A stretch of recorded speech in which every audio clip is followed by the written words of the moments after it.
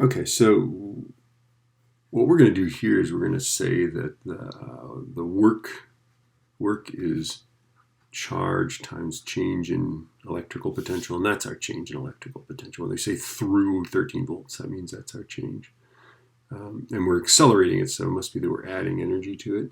Okay. And so what we do is we set that equal to 1/2 mv squared, right? So this is our kinetic energy formula. Okay, that's velocity, right? This is voltage or potential.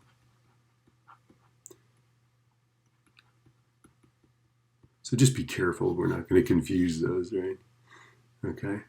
Now, the charge on an electron is, well, I'm just going to say 1.602 times 10 to the minus 19th coulombs. I know it's negative that, okay? Which means that what our change in potential is actually negative as well. Okay, so we're going from where it's 13 volts to where it's 0. I don't usually worry about those minus signs too much. Our mass for an electron is 9.11 times 10 to the minus 31st kilogram. And the trick with an electron is that you don't want to accelerate it so fast that its mass changes. Okay, there's a concept in relativity, right? The rest mass of an electron is 0.511 million electron volts, right? Or it's 511 keV, right? An electron volt is an amount of energy, an electron going through a volt, right? This means, this means that if you accelerate an electron through 511,000 volts, its mass starts to change. You'd actually double its mass. Okay, so we have to be very careful about velocities bigger than, I don't know, speed of light over 2. Right? And the speed of light is 3.00 times 10 to the 8th meters per second. So, above 1.5 times 10 to the 8th meters per second, the effects of relativity become non-negligible. So we just have to be careful. Okay. Now that said, let's just solve this problem.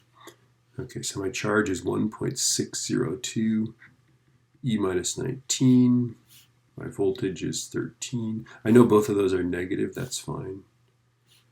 I'm not generally going to do that, right? And then 9.11 times 10 to the minus 31. This is times 10 to the minus 19th. That's times 10 to the, right? And then this is our velocity squared, right? And so I'm going to go, let's see, square root of, let's do 2 times 1.602 E minus 19 times 13, and then in the denominator, 9.11 E minus 31. And I'm getting the formidable velocity, okay? So my velocity is 2138251.283. So let's see, 1, 2, 3, 4, 5, 6.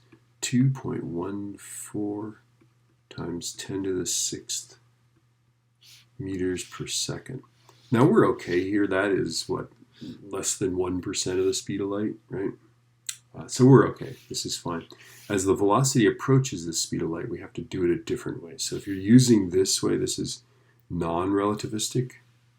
There is a way to figure it out. I don't think we'll get to it in this pandemic year, but in a normal year, we would do a unit on relativity. And it's not hard. But anyway, I think I'll stop talking.